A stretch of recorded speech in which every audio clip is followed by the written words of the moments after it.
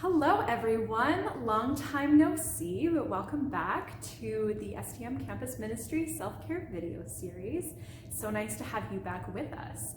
Today we're talking about a really neat tool to help us check in with our mental health as well as gauge kind of how we're doing on our mental health journey in that moment. It uses things like our moods, our behaviors, our attitudes, even our physical well-being and how we're able to look after ourselves as a way to kind of gauge how we're doing in terms of our mental health. It is called the Mental Health Continuum, and it looks a little something like this. Now, I know that on the video here, it's a little hard to read, it's kind of small. Fear not, check out the video description. There's a PDF version, a link to this very PDF here, so you can take a look at that, print it off, whatever you'd like to do with that. There's also a link to an interactive version online, so you can kind of check off boxes and use that as a way to check in and see where you are on the continuum.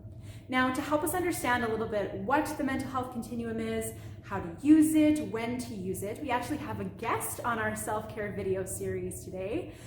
He's one of my colleagues in campus ministry, Father Andre Lalach, and he will help us to learn a little bit more about the continuum, how we can use it, and how we can check in with it.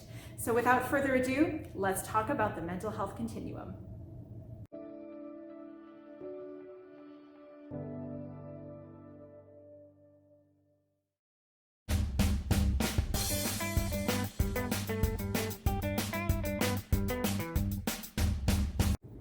Nice to be here.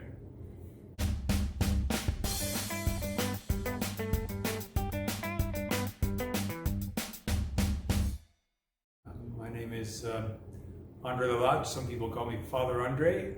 I'm a campus minister here at St. Thomas More College since 2006, so like 15 years this year.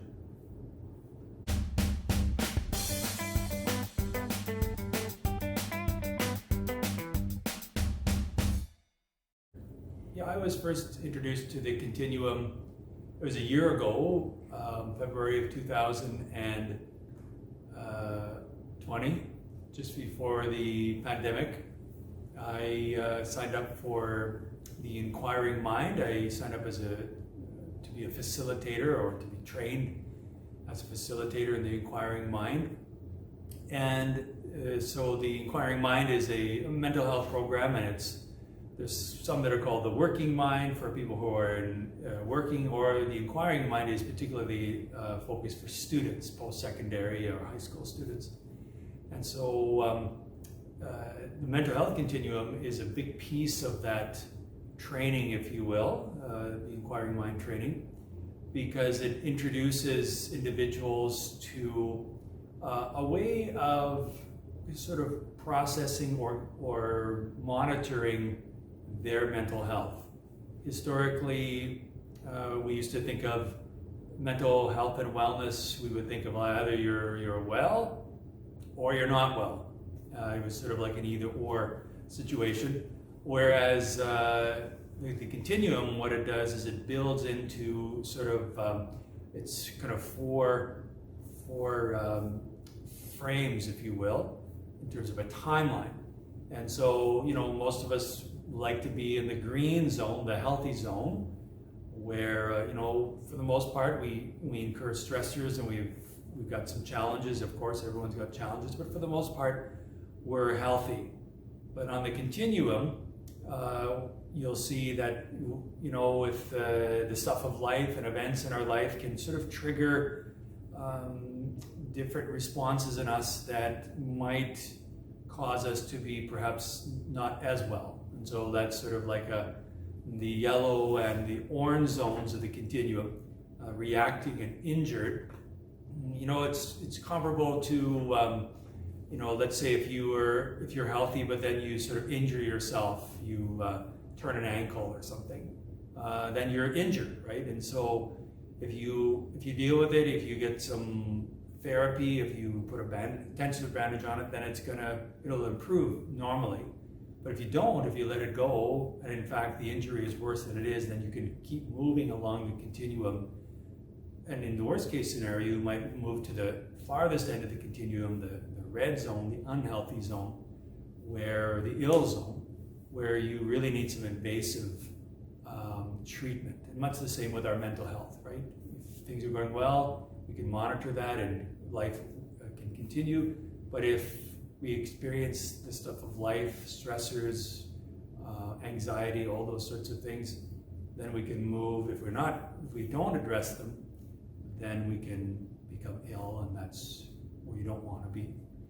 The other thing about the continuum that I find is very hopeful about it is that there's some nice arrows at the bottom which indicate that yes, you can move from healthy to unhealthy to unwell or ill, but at the same time you can also move backwards. So it's really, you can also move back towards the healthy zone. And for me, I find that's very helpful and hopeful, because a lot of people think that, oh my God, if I develop a mental illness, then that's the end of the line. Well, in reality, you can move back with proper treatment and with with self-care and all those sorts of things.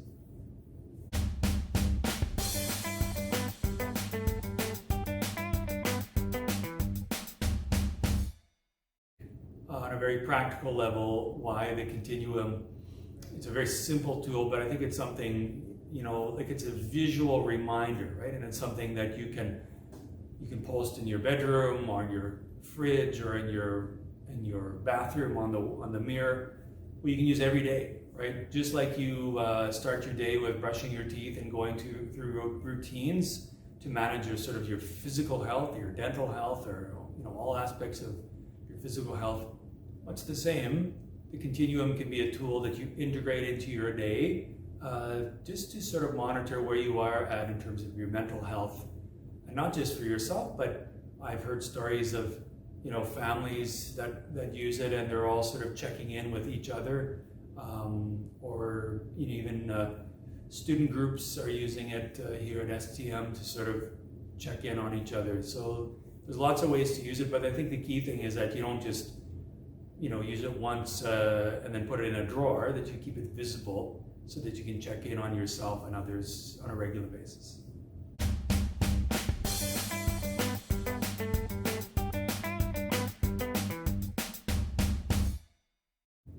Yeah, the easiest way to sign up is to send us an email in campus ministry, or even phone the main office and say, I'm interested in the inquiring mind.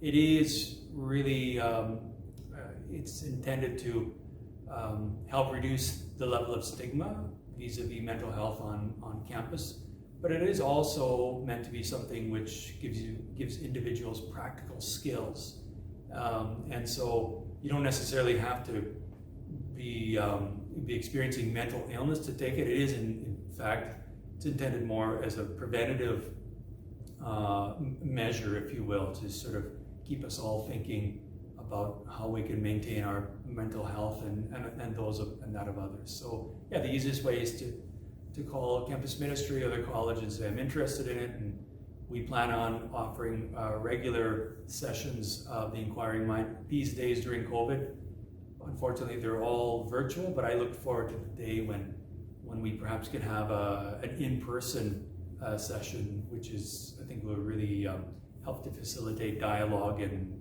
even to build community. Thanks so much, Father Andre, for sharing your expertise on the mental health continuum with all of us. For all those of you who are watching, remember just to check out that description for all of our resources and different links that we talked about earlier. And until we see you next time on this video series, please stay safe. Remember that we're praying for you all the time and that we love you very, very much. Have fun checking in with the continuum.